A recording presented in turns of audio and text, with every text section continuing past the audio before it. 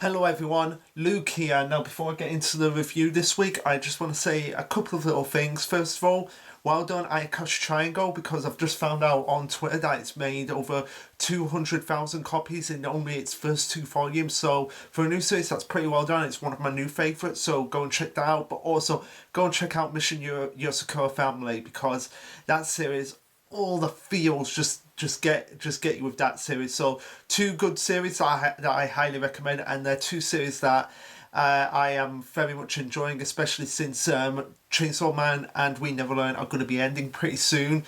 We Never Learn, I think, might be ending.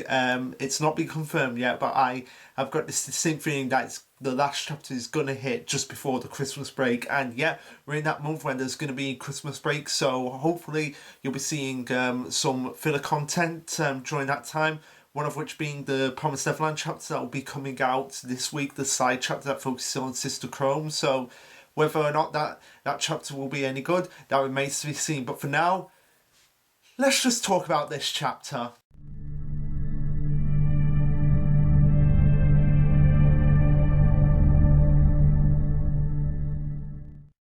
Alright, so this will be chapter 176, titled Neck Breaking Battle Plan. And yes, this chapter is more appropriate than the last chapter, because the last chapter was Ultra Race Across South America, where there wasn't really that much of a race across South America. But this chapter is the start of the Ultra Race Across South America. So we open up from the end of the last chapter, where we have the entire Kingdom of Science team that's left. So basically the 17 players plus Sinu as well, as they've built the motorcycles, and they're racing to get away from Stanley before he has a chance to capture them. As we see a capture going, Senku, Dr. Zeno, Stanley Slayer, these three have yet to be in the same place at the same time and they've narrowly avoided a proper encounter by a few tenths of a second, which I'm looking forward immensely to the moment where Stanley and Senku have a discussion with each other, because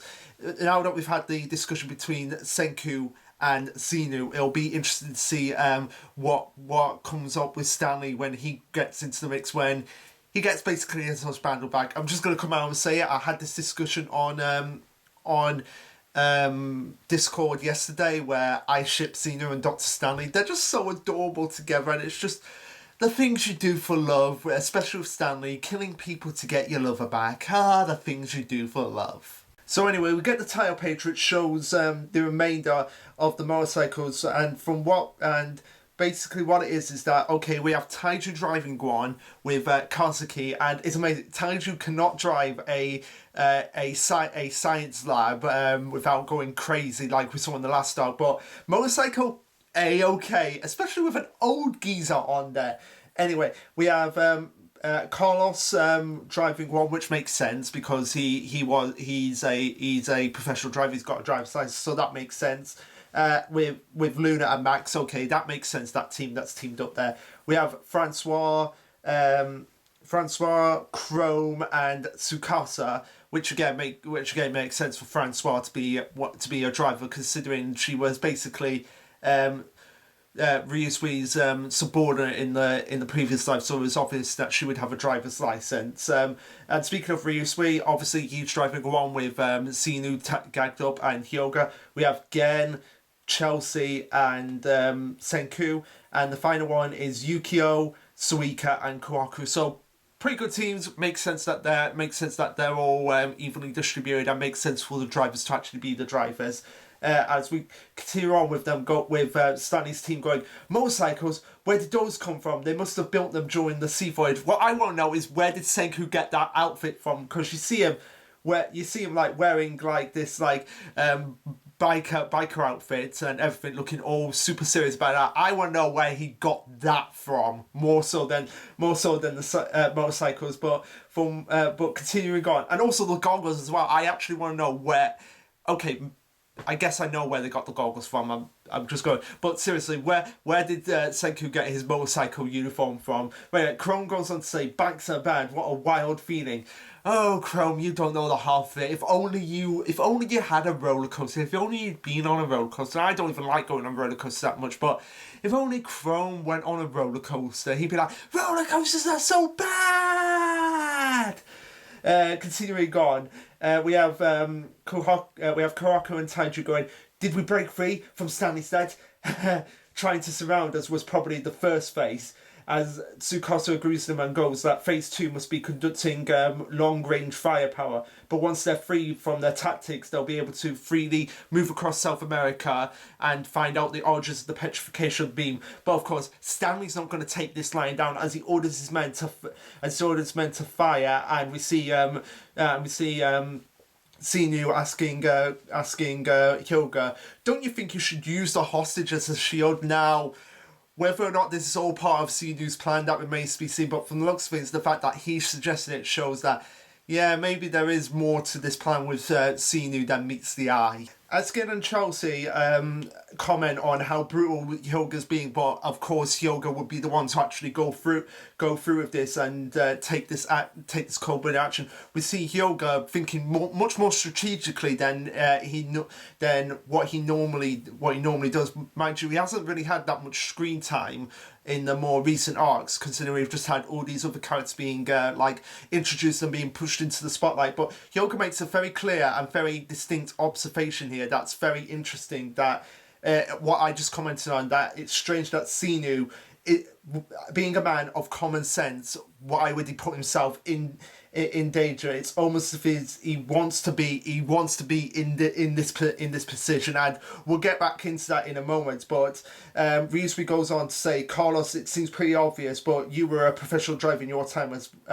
as well. Think you can kick up a smoke screen with me?" And Carlos is like, "Sure, I'm a pro after all," as we see them make a smoke screen so that it's obvious that Stanley and his forces cannot shoot through, because one of the main weaknesses of Stanley is that he needs clear vision to actually make his sniper rifles, as we saw at the end of the last arc when they were all making the thumbs up, or obviously I can't do it because, as you can tell, I'm near the scene, and I can literally touch the ceiling. I'm that tall. But anyway, they were doing those poses to block Stanley's view, so that's one of his weaknesses here. And obviously they're bringing this back into the forefront by creating smoke screens with the motorcycles, as we see the woman who was in the plane fighting Senku and Ryusui that we all thought was Stanley going, "Idiot, you might hit Senku if you just shoot bluntly," and Suika and Taiju are like, "Sweet, phase 2 of the net is busted and they can't see us from all the way over there." But of course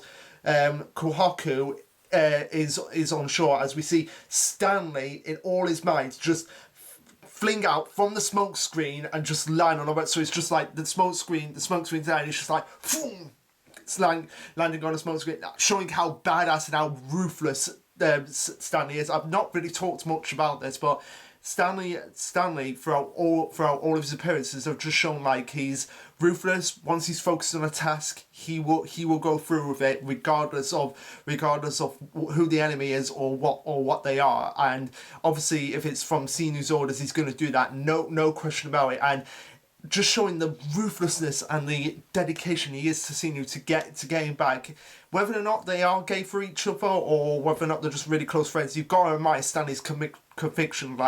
He is very loyal to someone, and he will go to extreme lengths to ensure that they are safely brought back to him. Anyway, moving back a little bit, they're all aware that at this point they're going to be doing single shots, and they're probably going to get headshots in the way, which forces them to all keep their heads down, as we see Stanley firing at them. But of course everyone gets into a line with each other as the bullets just fling right past them. And I love this little moment here.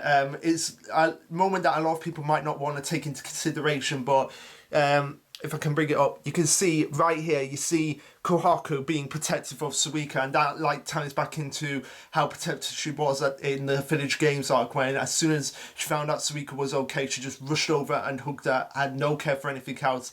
And I just love the motherly figure that she gives to Suika, the big sister motherly figure, and feeling like she's her responsibility and she's got to take care of her. So that was a nice touch that they had there. But of course, This is all part of Sinu's plan, and yeah, we were kind of ambiguous, like, is Sinu going to be on their side or is he still going to be on Stanley's side? But I think this is pretty ambiguous from this image right here, that Sinu is very clearly entrusting in Stanley and thinking like, okay, I'm going to play along with these guys for now, but I know Stanley is going to get me back because that's just the kind of guy he is. And to show how ruthless Stanley is, but also how intelligent he is, we see that he is actually aimed for Tsukasa and Hyoga's arms. Now, the reason why I bring this up is because it's very important, because Stanley is probably aware that Tsukasa and Hyoga are the strongest out of the Kingdom of Science's team that they have so far, physically, and the ones that can actually pose a legitimate threat to him. So it's like, okay, if I take out these strong fighters here, then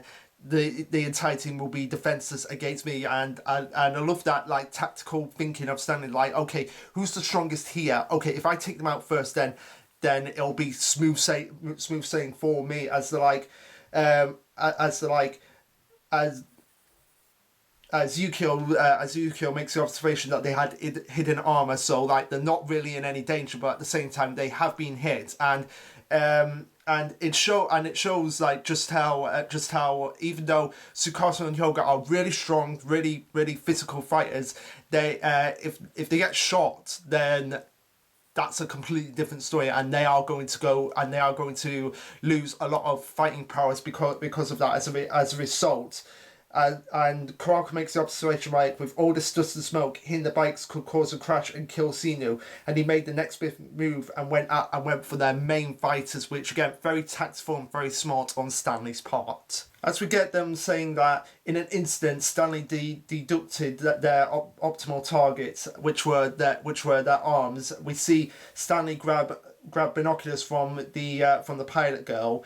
But not before we get this really cool and really creepy image of Stanley just like overseeing everything, like again just showing the looming threat that he is, as we notice him take binoculars from the girl and him say, no matter what trouble he's in, Sinu will be sure to give some kind of signal. That's the kind of man he is, as we see that Sinu is actually using Morse code with his eyes now, and Stanley goes to the girl and says, he's using Morse code by blinking, take note, Charlotte. So now we finally get the name of the girl that was fighting Senku and Ryusui in the plane that was supposedly Stanley. Her name is Charlotte, and yeah, pretty standard name for English name there, and my sister would be pretty impressed with that considering her middle name's Charlotte. So hey sis, there's a character in here who has your middle name.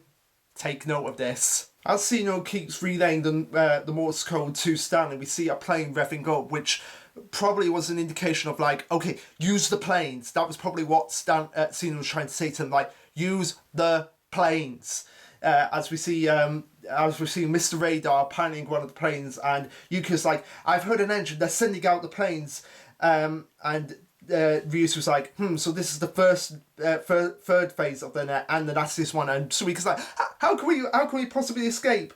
And Senku's like, we can't. As soon as they get a plane flying out over the net, our chances of survival drop to zero, which gets everyone panicking at that point. But of course, this is Senku we're talking about, and he obviously has a backup plan for just in case something like this happened.